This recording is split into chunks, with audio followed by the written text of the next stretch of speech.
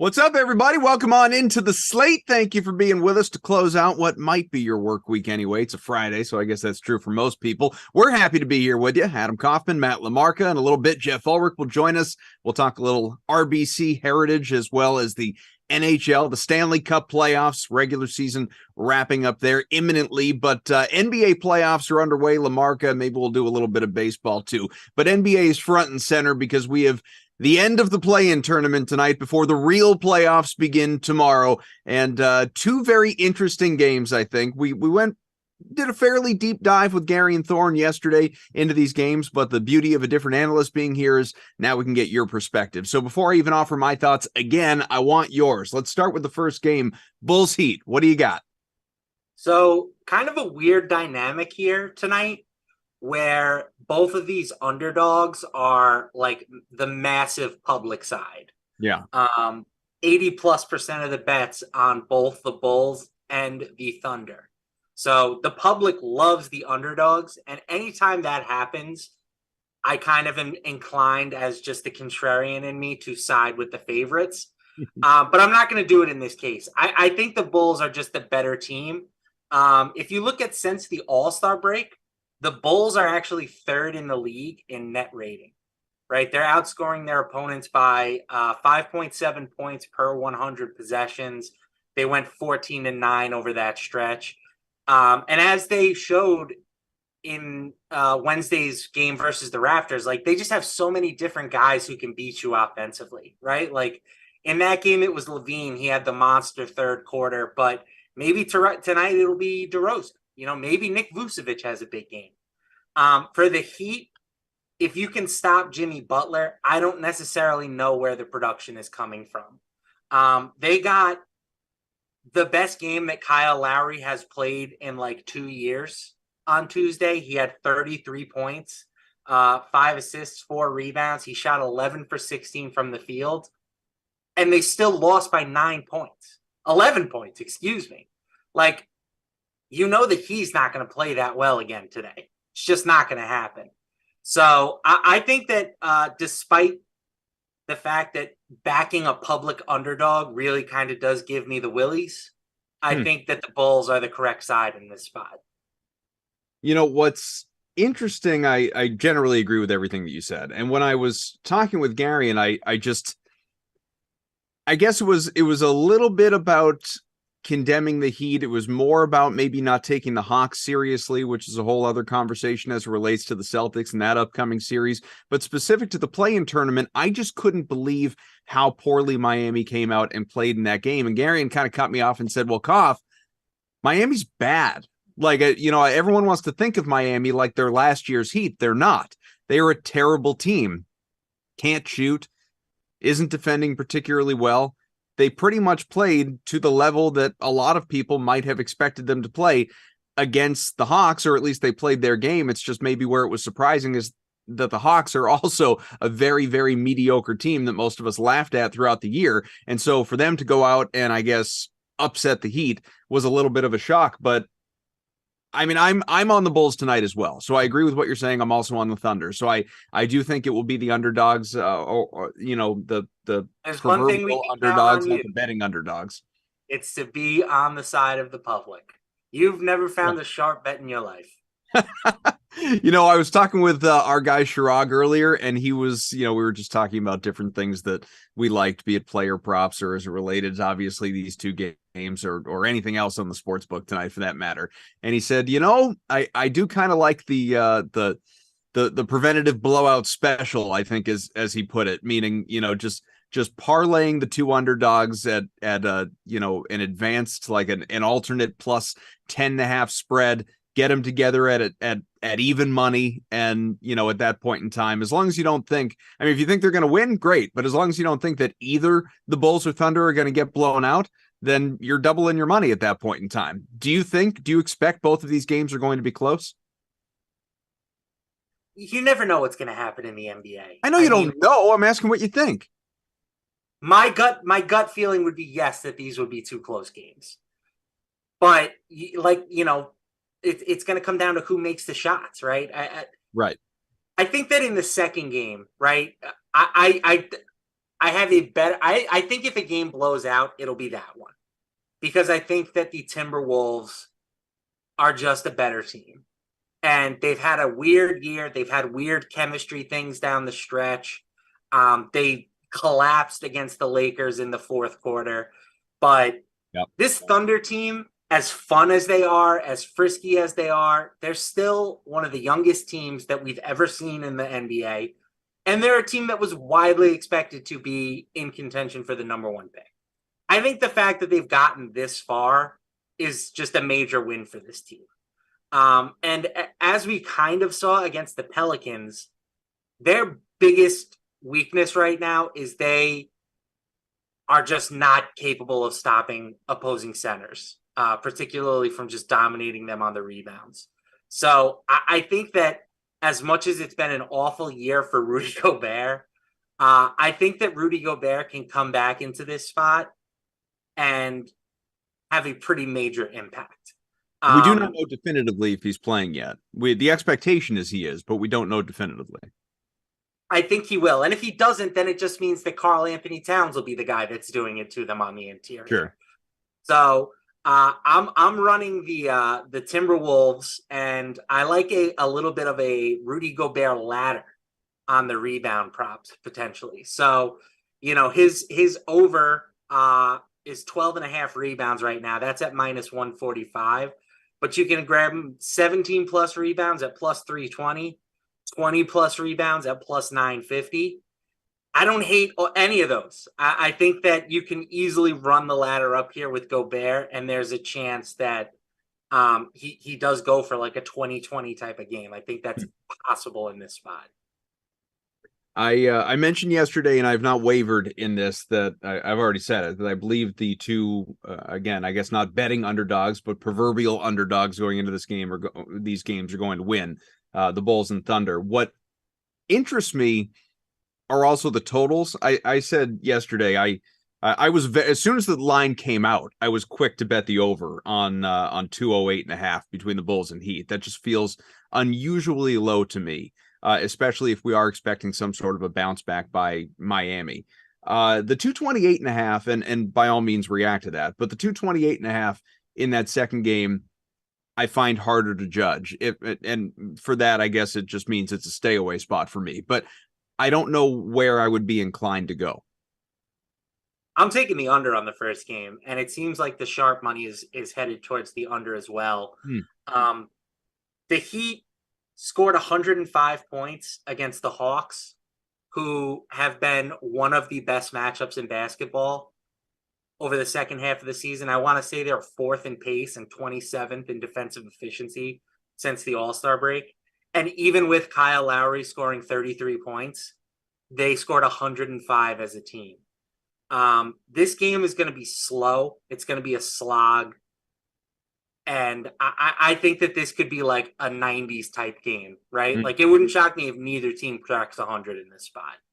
So I think that the under is the play in that one. In the second game, I think that total is ultimately pretty fair. I don't really have a feeling one way or the other.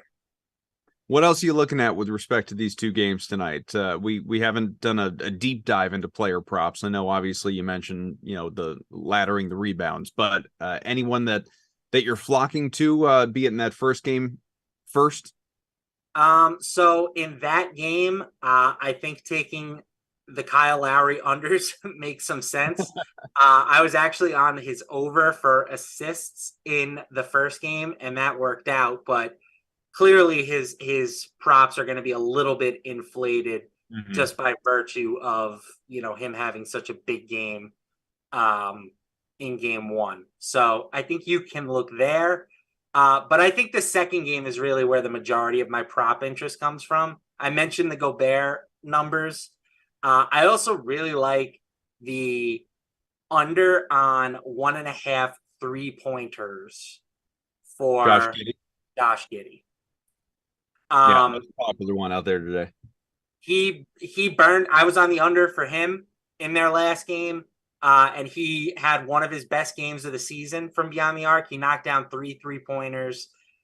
He's only had one game with more than that during the regular season. But for the whole year, he is at roughly 71% under 1.5 threes per game. So I think that this is just a good spot to sort of buy low or sell high, rather, on Josh Giddey, right?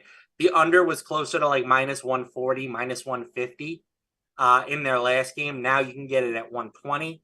I think that it's a good time to sort of just double down on that. What do you think about in the first game? I'm just looking at, some of the prop projections tonight and always looking at, what's plus EV, what's not, and all of that. And so a well-regarded bet tonight, I don't like it, but it seems like it's going to be fairly popular, is Jimmy Butler under 26.5 points at plus 110. I just think, I guess maybe I have too much respect for play in, playoff Jimmy Butler, who rises to the occasion historically.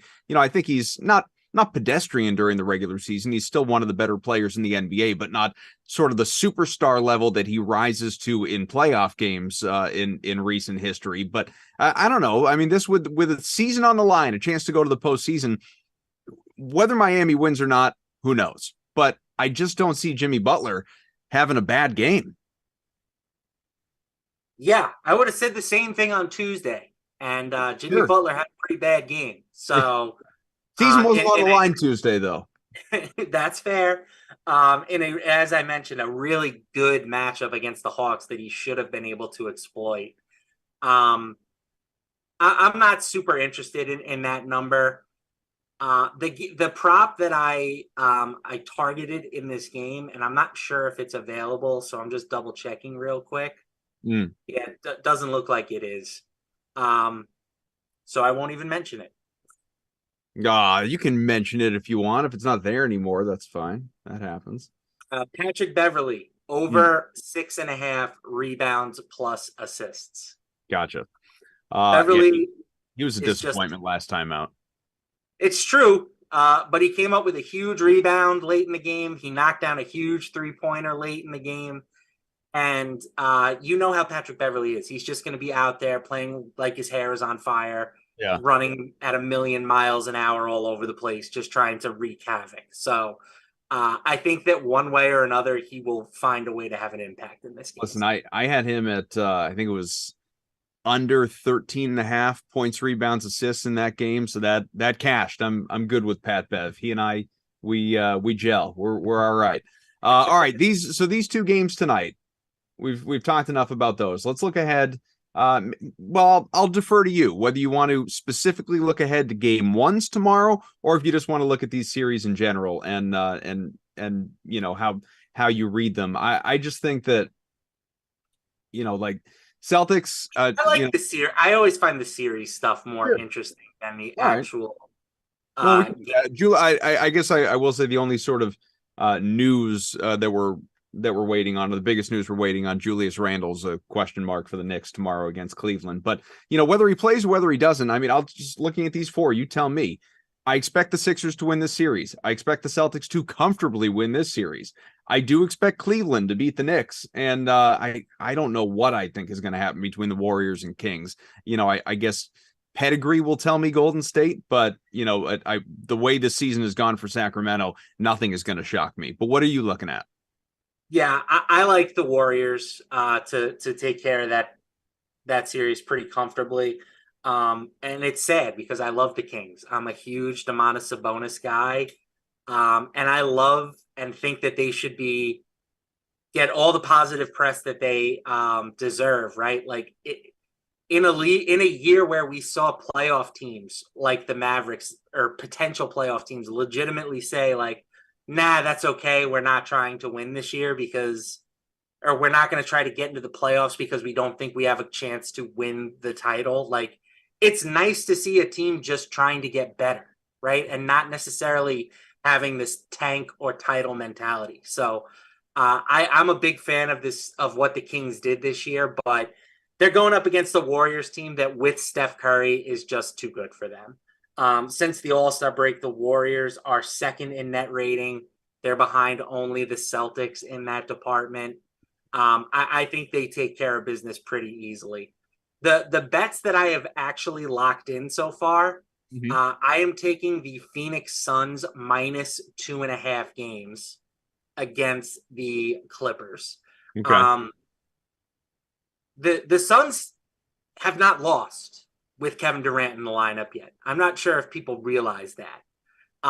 Kevin Durant is coming off of, now granted it was like limited games, right? He only played less than 50 games between two teams, but he's coming off one of the most ridiculous, impressive scoring seasons I've ever seen. He averaged 29 points per game. He shot 56% from the field, 40.4% from three-point range, and 92% from the free throw line. The guy is not human. And you pair him with Devin Booker, who's an elite scorer in his own right. Chris Paul, who's going to go down as one of the greatest point guards to ever play the game. A good center in DeAndre Ayton. I just don't know how the Clippers withstand that much talent without Paul George in the lineup. And most of the recent reports suggest that it is very unlikely that Paul George is going to suit up in this series. So I like that. I'm taking the Lakers to beat the Grizzlies. I believe that's at plus 120. No disrespect to Memphis. I just think that this Lakers team is good now, right? Like they have made some real nice moves since before the trade deadline. Austin Reeves has really taken his game to another level as a role player. And as far as I know, LeBron James and Anthony Davis are healthy for the time being. So I think that the Lakers can get past the Grizzlies, and that will set up a potential Lakers-Warriors round 2 series, which would just be dynamic for the storylines and stuff. I think that would be awesome. And I am also taking the Cleveland Cavaliers minus 1.5 games against the Knicks. Maybe this, and I'll put this out there as a New Yorker, I always have a tendency to say that the Knicks are overrated. But I just don't think this team is that good, right? Like their best player is banged up. We don't know what his status really is for game 1. Their best player might come off the bench, like their second best player. Like Emmanuel Quickly has been so good as a starter, but when Jalen Brunson is healthy, they can't find a way to get both of those guys on the court at the same time. That feels like a pretty big flaw. And I think this Cavs team has been underrated all year. Like they stand out as a really good team in terms of net rating. They're 4th in net rating since the All-Star break. They're even better, I believe, if you look at the full season. They're just a good team. I think they have underperformed a little bit in terms of their overall talent level. So I'm expecting the Cavs to win this series, and rather than lay the minus 210, I'll lay the 1.5 games so I can get them at plus money. And as long as they can take care of it before going to a game 7, we'll take care, that the bet will cash. Well, don't forget too, and I don't say this to you, I say this to the viewers, to the listeners, for anyone who's maybe not as experienced with the sports book. You can also get plus money odds on exact series outcomes. So like I put some money on the Celtics in 5, for instance, the gentleman sweep, or just a fun thing. If you're that confident as I am, as Lamarck is, in some of the ways these series are going to go in general, never mind the minus a game and a half or minus 2.5 or whatever, you just, Philly's going to win, Boston's going to win, parlay some series, man. Like I put one together with the Suns, the Cavs, the Celtics, and the Sixers, those 4 teams, because that's just how I see it going. And that's, something a little extra to obviously boost the odds for yourself if you're already confident in them, if you don't want to bet them individually, or even if you do, and something to track and make it a little more interesting. But you used the words, I think, incredible and good earlier. Incredibly good is Jeff Ulrich, and he is here. Let's welcome him in. Moose, it's good to see you. It's good to have you here with us. We've been doing heavy NBA the first, 15, 20 minutes we've been together. But with your presence, my friend, it means we can move to both hockey and golf as well. How are you? Fantastic. I'm doing great. Thank you for that very well-deserved intro. Happy to make it to the end of the week here, get some good NBA knowledge. from Lamarca there, like his Cavs call. Yeah, man. 2 games left in the NHL and then playoffs start. So we got most of the playoff lines there too. So lots to go on there. Well, let's Seeding's get up for grabs though, right, Jeff? Like What's that that? can still change some seeding stuff. Yeah, actually, I mean that's actually probably a good place to start. I think there's a really good opportunity tonight, because the Colorado Avalanche are in play. So the Sabres. I got a crazy goal prop for the Sabres game. We'll get to that in a sec. But the Avalanche can secure the division win tonight with a win. If they lose, then Dallas gets top seed. Colorado would then face Minnesota. But if Colorado wins, they get to face the Kraken, which is just a better draw. The Predators don't have anything to play for. They're missing all their top forwards, and they're probably going to start their backup in net. I don't know why the Avalanche are only minus 230. They should probably. It feels like they should be about minus 300. I would go to the 60-minute line. This I shouldn't say I would go. I am going to the 60-minute line, and I would bet the Colorado Avalanche at minus 140. Obviously, if you can find a better number than that, fine. But even at minus 140, I think that's completely fine here. I bet them last night on the regulation line against Winnipeg, who was resting players. Worked out there. Probably going to work out again. I think the only reason why this line is only at minus 140 is because they played last night. But again, I mean, we're kind of in a relevant stage in terms of that, in my opinion. So, Colorado tonight stands out as a very good opportunity. And then quickly, this is just, I mean, Buffalo's Columbus, 2 teams who score a lot, nothing to play for. Tage Thompson is out tonight. I like Victor Olofsson. He's got 27 goals. I'm just going to bet him as an anytime goal scorer because I think the plus 205 is too big. But there is a path there for him to potentially get to 30 if he scores a hat trick. I didn't see a hat trick line, unfortunately, on the DK Sportsbook, but if you can find one, it's probably like plus 7,000. So something to think about. I do like Olsen there as a goal scorer prop, though. Going back to that Avs game, what was the minus 140 line you were talking about? So it's for 60 minutes. So It's a 3-way line. It's a All 3-way right, money line. So minus 140. I think that's what I like and what I already put a little money on earlier today. Avs minus 1.5 at plus 120. I just don't think this is even going to be a close game. The only reason why I don't love the puck line, I mean, it's actually not a bad number at plus 120, I think, but they may start Pavel Francouz, who's played like 1 game in the past like month because of injuries. That worries me a bit, where he could give up a couple weak ones and maybe we get like a 5-4 game or something, but it's fine. I think playing the Avalanche today is wherever you go is fine. So looking ahead then, because we'll wrap up these 2 games, take the weekend off, and get into it on Monday with the start of these playoff series. I mean, I'll pull up on the DraftKings Sportsbook here some playoff series odds as well, just so we can take a look at series favorites and all of that. I mean, just obviously the Bruins and Panthers, which is kind of a fun story, just because you got the President's Trophy this year and last year's President's Trophy going head to head in round 1. But it's also the most lopsided of these series that we're looking at here, and not shockingly so. I guess the Oilers, your Oilers, and LA Kings would come in second in that category. But what is the most interesting series here for you? I mean, again, like we don't have all the series up, but right. I mean, I really feel like the Leafs are really going to just absolutely destroy the Lightning. I know this hasn't happened ever, and the Leafs have had major troubles with the first round and getting past the Lightning, but I think there's a pretty big discrepancy between these 2 teams right now. The Lightning were not good down the stretch. Vasilevsky was not good this season. The Leafs really added some serious firepower this year. Ryan O'Reilly at the deadline. I think there's a bigger difference than the spread is indicating. Basically, the spread, I think if you were just going off these 2 teams, would be like minus 200. And I think the reason the Leafs are only minus 150 is it's just people are just saying, oh, like, it's the Leafs. Of course they're going to lose. They're going to screw this up. I mean, I think there's real value in like looking to the series spread, minus 1.5 games there for the Maple Leafs to potentially, take it in 6 or less. You get plus 135. That's probably what I'll do. But even at minus 150, like that is not a bad number to me. Maybe you look to parlay them with the Bruins or something, but I think that the Leafs, I mean, it's just the gap is just too big. They've been here before. They've got the upper end talent. There's really nothing here that concerns me too much. So, like the Leafs to start off with. I think that's interesting. And then in the West, my upset calls would be the Jets at plus 140.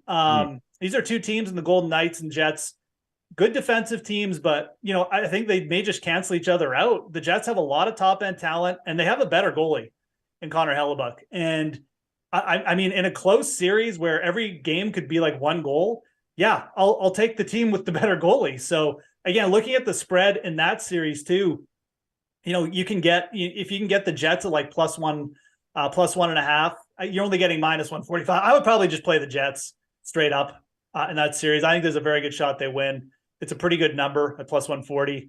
Those are the two series kind of that stick out to me the most. Devils and Rangers should be real tight.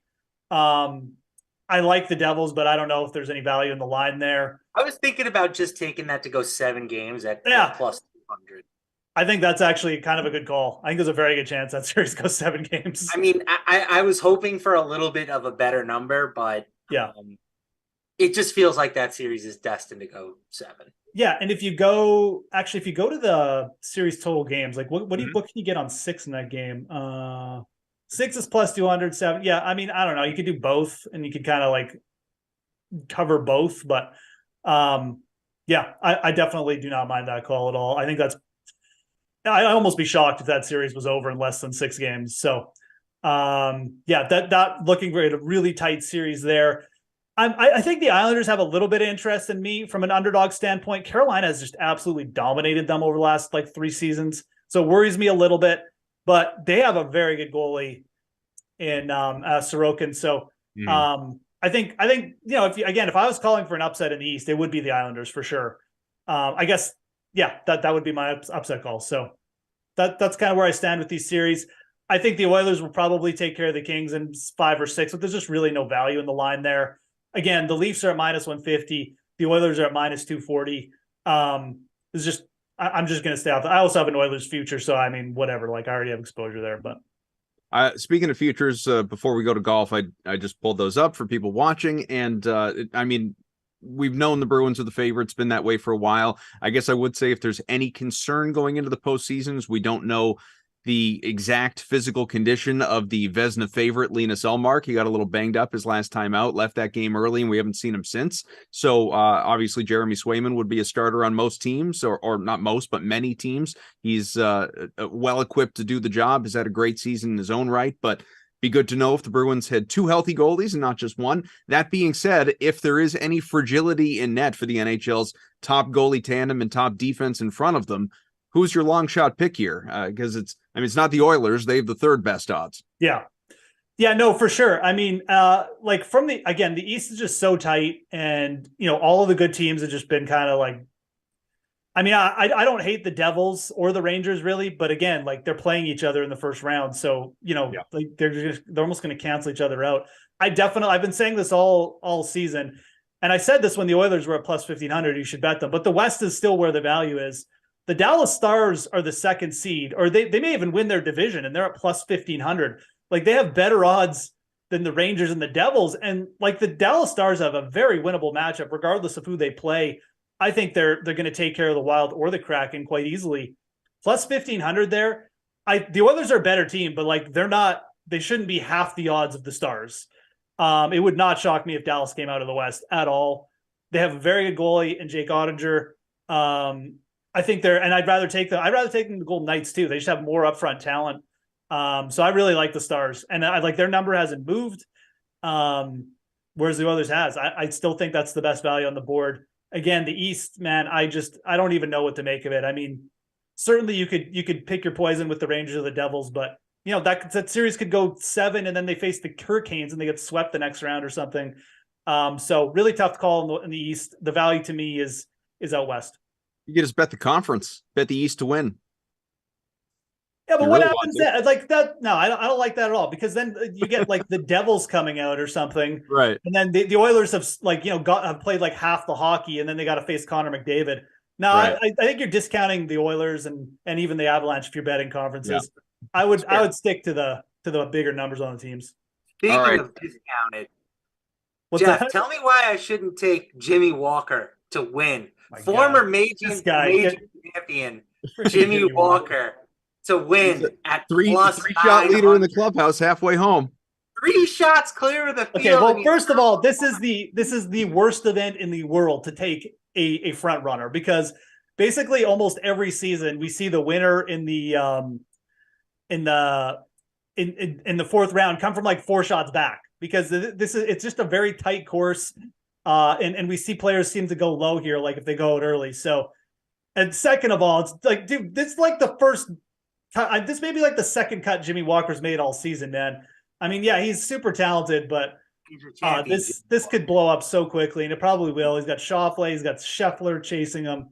No, this is not the spot where you want to jump on Jimmy Walker. Sorry, probably not going to happen. All right. What is your expectation for the weekend before we gotta get out of here? I mean, my expectation is definitely Jimmy Walker double bogeys and bogeys, but yeah, this like, in all seriousness, this is a good event to look back. Like I always try and temper expectations, but I would look. This is an event where I would look far back. I think the number on Justin Thomas at plus 55 is actually very bettable.